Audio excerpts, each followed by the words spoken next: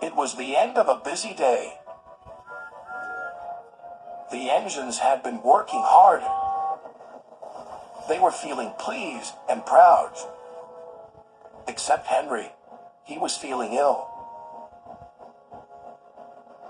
"What's the matter with you, Henry?" Thomas asked. "My boiler's grumbling." "Maybe it's grumbling at you," teased Thomas. "That's not funny," hissed Henry. "You just don't care." But Emily saw that Henry was leaving a puddle of water behind. She was worried. The next morning, Sir Topham Hatt arrived.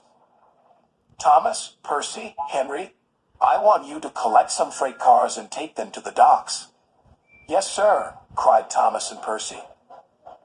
Henry watched the engines puff away. He didn't feel well.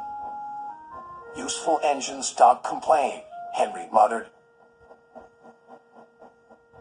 He was leaving water everywhere as he chuffed towards the coaling plant. When Emily saw this, she was more worried than ever.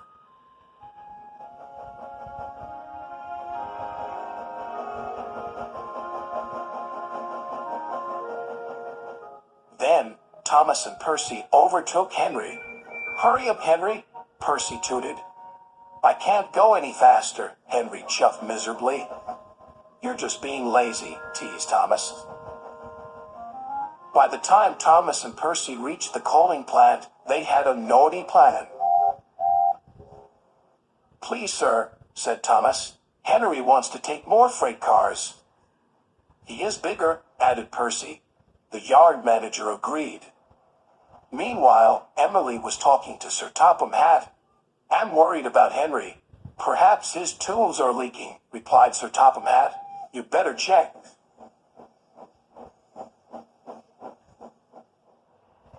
By the time Henry reached the coaling plant, Thomas and Percy had already left.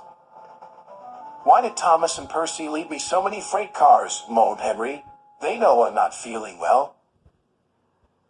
"We still have to take them," said his driver. Henry chuffed and puffed and pulled his long line of freight cars.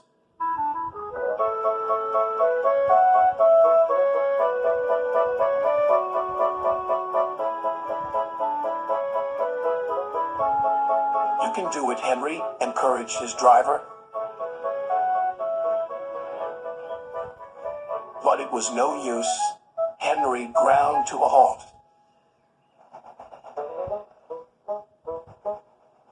"Are you all right, Henry?" "No," moaned Henry. "I'm stuck."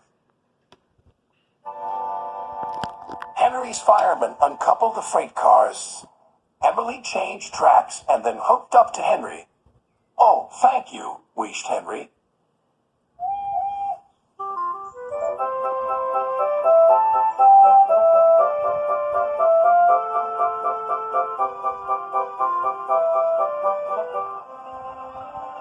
Emily and Henry puffed into the docks. "Well done, Emily," said Sir Topham Hatt. "Thank you, sir." Then he spoke to Henry. "You were brave, Henry. You aren't well, but you still tried to pull the heavy freight cars." Thomas and Percy felt ashamed. "We're sorry, Henry," said Thomas. "We didn't think you were really sick," added Percy. "Go back and collect Henry's freight cars," said Sir Topham Hatt sternly. "Yes, sir," they whispered. Soon Henry was mended and back at work.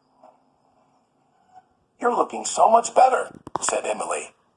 "Well, they mended my tubes, but they didn't even look at my brakes, my gauges, my squeaky wheels."